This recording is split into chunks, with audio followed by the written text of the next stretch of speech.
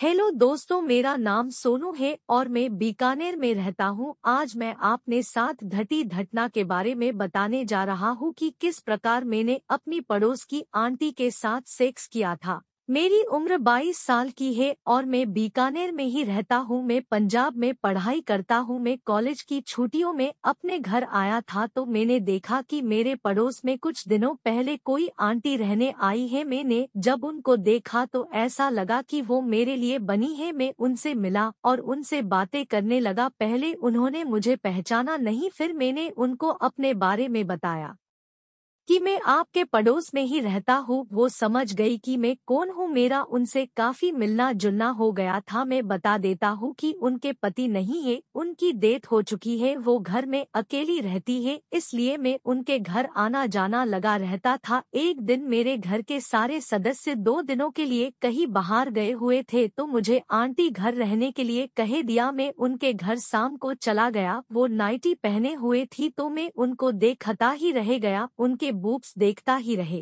गया। उन्होंने कहा, ऐसे क्या देख रहा है, सुंदर नहीं लग रही हूँ क्या? मैंने कहा, नहीं आंटी, आज आप सेक्सी लग रही हो। आंटी ने कहा, चल हट। फिर आंटी ने मुझे खाना खाने के लिए कहा। मैं खाना खाने के वक्त आंटी के बूब्स को देख रहा था। उनके बूब्स बहुत बड़े थे। मेरा मन उन पर हाथ फेरने को मन कर रहा था। हम दोनों ने खाना खा लिया और सोने के लिए चले। आंटी अकेली रहती है तो उनके घर एक ही मेज था सोने के लिए। आंटी ने मुझे कहा कि तू मेरे पास सो जा। हम दोनों एक साथ सो गए। मैं आंटी के सोने का इंतजार कर रहा था। मुझे लगा कि आंटी सो गई। फिर मैंने आंटी के पेट पर अपना हाथ रख दिया। फिर कुछ देर बाद मैंने हिम्मत करके उनके बूब्स पर है रख दिया और उनको सहलाने लगा। आंटी मस्त होके सो रही थी। फिर मैंने जोर जोर से बूब्स दबाना शुरू कर दिए। आंटी के मुँह से आ ई की आवाज आ रही थी। मैंने उनकी नाइटी को ऊपर किया और उनके बूब्स को दबाने लगा। उन्होंने बरा नहीं पहनी थी। मैंने उनकी नाइटी उतार दी। फिर मैंने अपने होंठ उनके होठों पर रख दिए और किस करने लगा। वो मेरा पूरा साथ दे रही थी। फिर मैंने अपना लंड निकाला और उनके आंत में रख दिया।